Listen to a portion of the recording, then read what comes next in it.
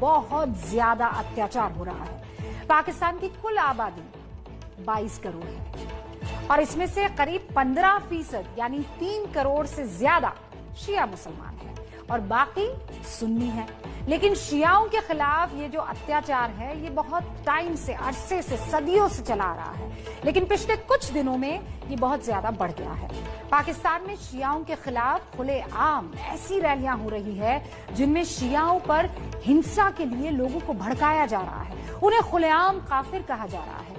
शिया और सुन्नी के संघर्ष को समझने के लिए आपको थोड़ा सा इतिहास में चलना होगा।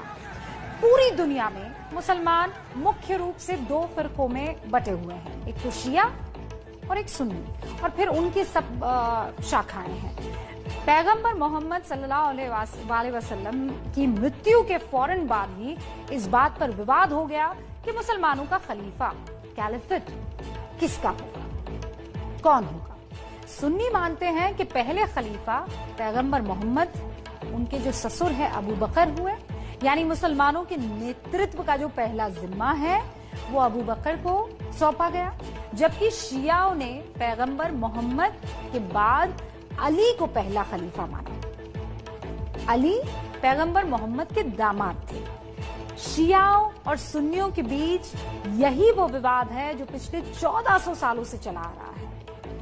अली के बेटे इमाम हुसैन करबला की लड़ाई में शहीद हुए थे और उन्हीं की याद में शिया मुहर्रम मनाते हैं, अपने शरीर को कष्ट देते हैं, मातम करते हैं, जबकि सुन्नी मुहर्रम में अपने शरीर को कष्ट नहीं देते, मातम नहीं करते और इसे सही भी नहीं मानते हैं मातम को। इसके अलावा दोनों के तौर तरीके लगभग एक है, दोनों की ज्यादातर धार्मिक आस्थाएं, आप कैलिफेट को यानी खलीफा कौन को छोड़ दीजिए तो रीति रिवाज, धार्मिक आस्थाएं लगभग एक जैसी है, त्योहार भी एक ही जैसे हैं। लेकिन ईरान से लेकर सऊदी अरब, लेबनान से लेकर सीरिया तक और इराक से लेकर पाकिस्तान तक इतने संघर्ष हैं कि दोनों समुदायों में तनाव सामने गाहे बगाहे आता ही रहता है। ये तनाव एक बार फिर से पाकिस्तान में शुरू हो गया है। साउथ एशिया टेररिज्म पोर्टल के अनुसार पाकिस्तान में 2001 से 2018 के बीच 4,847 शियाओं की हत्या हुई। कुछ रिपोर्ट्स में ये संख्या 10,000 से भी ज्यादा बताई जा रही है और एक बार फिर से पाकिस्तान में शिया और सुन्नी के नाम पर नफरत फैली हुई है। आप सब आजाद हैं अपने मंदिरों में जाने के लिए, आप सब आजाद हैं अपनी मस्जिदों में जाने के लिए और किसी भी और इबादतगाह में जाने के लिए। इस ममलिकत पाकिस्तान में आपका ताल्लुक किसी भी मजहब, जात या अकीदे से हो, ममलिकत का इससे कोई सरोकार नहीं। ये मोहम्मद अली जिन्ना का वो भाषण है जिस पर पाकिस्तान में कभी अमल नहीं हुआ। पिछले 73 सालों में पाकिस्तान एक ऐसा मुल्क बन गया है जहां सिर्फ दहशत और नफरत का कारोबार होता है। हिंदुओं पर तो यहां अत्याचार होते ही हैं, लेकिन अब शिया मुसलमान भी पाकिस्तान में सुरक्षित नहीं हैं। इसी महीने 11 तारीख को कराची में शियाओं के खिलाफ एक ऐसा जुलूस निकाला गया जिसमें लाखों लोग शामिल हुए।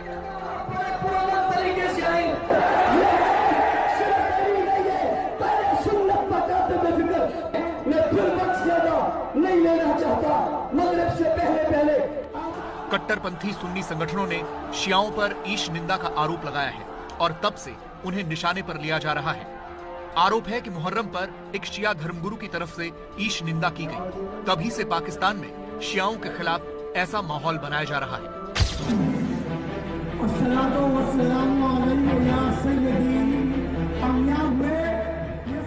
ये रैली शिया विरोधी समूह सिपाही सहाबा के लोगों ने आयोजित की थी। ये एक आतंकी संगठन है और इस पर बैन है और इस संगठन के लोगों पर शियाओं की हत्या का आरोप भी है, लेकिन इसके बावजूद इसके सदस्य इस रैली में शामिल हुए।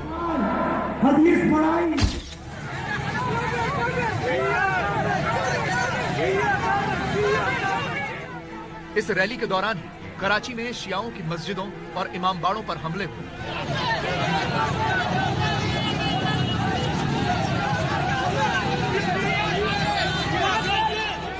उनके खिलाफ भड़काऊ नारेबाजी हुई और शियाओं को काफिर भी बता दिया।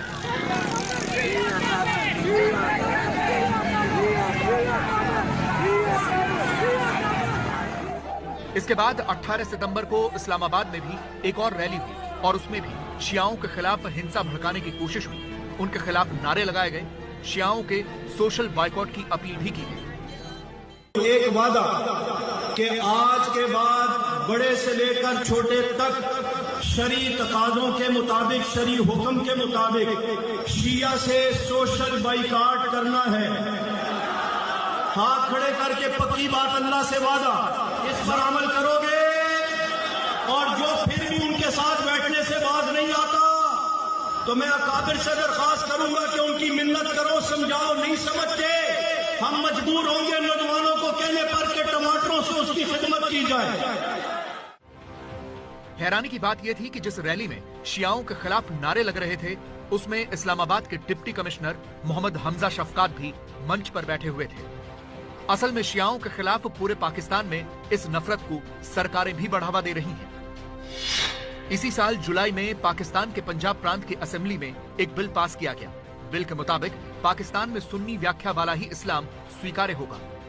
इस बिल का शिया मुसलमानों ने विरोध किया तो सिर्फ अगस्त में ही शियाओं के खिलाफ ईश निंदा के 42 मामले दर्ज कर लिए गए। एक 3 साल के शिया बच्चे के खिलाफ भी ईश निंदा का मामला दर्ज हुआ है। सदाकत अगर मिनिस्टर करें। पाकिस्तान में शियाओं के खिलाफ हमले इतने बढ़ गए कि यह मामला पाकिस्तान की संसद में भी उठा।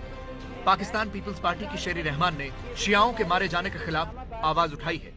जो टारगेट किलिंग्स हो रही हैं, 20 टारगेट किलिंग्स की खबर आई शिया मसलिक से और जो अहले तशी नौजवान हैं कैंपसेस में, बैंक्स में। कल रात को भी ये वीडियो वायरल हुई है कि इस्लामाबाद में भी ऐसी किसी बैंक ऑफिशियल को उनके मजहब पे, मसलिक के बुनियाद पर इंतहा पसंदों ने टारगेट किलिंग का निशाना बनाया।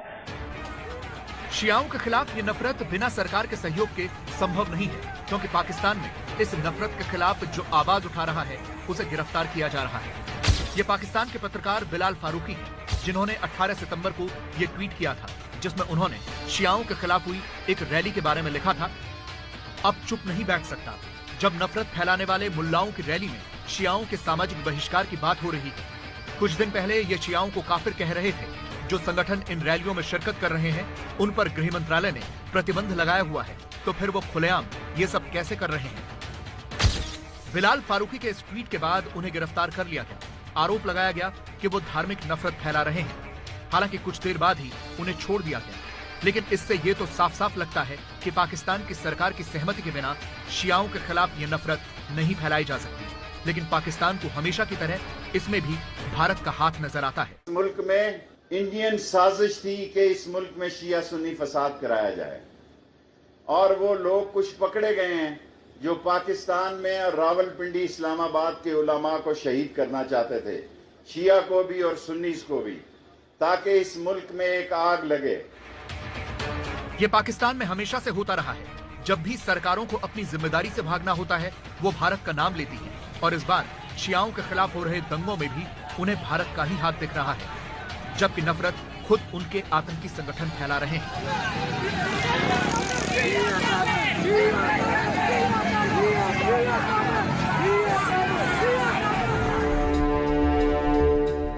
भारत में शियाओं का एक बहुत बड़ा समुदाय रहता है और यहाँ सुन्नी और शियाओं के बीच ऐसे तनाव की कभी कोई खबर नहीं आई। पाकिस्तान में शियाओं पर हो रहे इन अत्याचारों से भारत का शिया समुदाय भी आहत है। अभी पिछले कुछ दिनों से लगातार शिया लाइव्स मैटर और Shia killings, Shia genocides, I am Shia, इस तरीके के कई सारे सोशल मीडिया पर ट्रेंड हैशटैग चल रहे हैं, जिसके अंडर लोग लिख भी रहे हैं और लगातार अपनी आवाज़ उठा रहे हैं। तो मुझे लगता है इस आवाज़ को और बड़ा होना चाहिए और हाँ, हिंदुस्तान से ये आवाज़ मुझे लगता है यूएन तक भी जानी चाहिए। भारत के शिया धर्मगुरुओं का मानना है कि ये शियाओं के खिलाफ एक साजिश है जिसमें बहुत सी अंतर्राष्ट्रीय ताकतों का भी हाथ है और पाकिस्तान इन हाथों की कठपुतली बन रहा है। 70 लाख शिया 30 साल में कत्ल किए गए हैं। इतनी एक छोटी सी कम्युनिटी, उसमें 70 लाख मार दिए जाए अगर, तो उस कम्युनिटी का क्या आलम होगा। और ये पूरी साजिश है सऊदी अरब की, इसराइल की, और इसमें पाकिस्तान शामिल है, इसमें अमेरिका शामिल है, और सब क्योंकि सिर्फ शिया है कि जो इसराइल की मुखालिफत कर रहे हैं। ये सिर्फ शिया है कि जो फिलिस्तीन की हिमायत कर रहे हैं। ये सिर्फ शिया हैं कि जो अमेरिका के जो जुल्म है, अत्याचार है, और इसराइल के जो अत्याचार है, उसके लिए आवाज़ बुलंद कर रहे हैं। लिहाजा इनको मारा जा रहा है, ख़त्म किया जा रहा है। उसको लोग अमीर कह रहे हैं, यानी इस्लाम का सबसे बड़ा आतंकवादी है कौन? यजीद। अगर यजीद सबसे बड़ा आतंकवादी है तो आज अगर पाकिस्तान के अंदर कोई उसकी हिमायत कर रहा है, इसका मतलब ये होगा कि वो एक आतंकवादी हो सकता है। जो आतंकवादी की हिमायत करेगा वो आतंकवादी होगा।